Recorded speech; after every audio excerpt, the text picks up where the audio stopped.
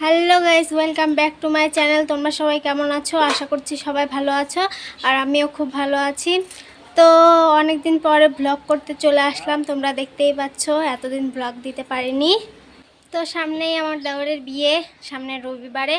এখন সব কিছু গোছানো হচ্ছে, আর এখানে দিদা একটু কাজ করছে, তোমরা সবই দেখতে পাবে। তো তোমরা দেখো দিদা এখানে কি কাজ করছে, দেখাচ্ছি। দিদা কি করছো? এখানে কাজ করেছি, সামনে বিয়ে নাতি। বিয়ের জন্য কাজ করছো? হ্যাঁ। ও,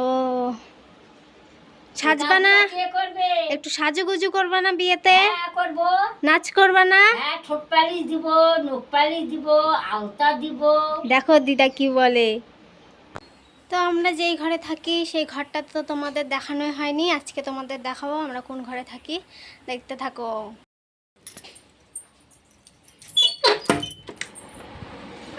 দেখো গাইস, এই ঘরটাতে আমরা থাকি, কিচ্ছু গোছানো নাই, গোছাতে হবে সব কিছু। আমাদের বাড়ির পাশে একটা পুকুর আছে, তো এখানে জানালাটা খুলে দিলে অনেক হাওয়া আসে, ওই জন্য জানালাটা খোলাই থাকে। আর এখানে দেখতে পাচ্ছ কতগুলো ছাগল।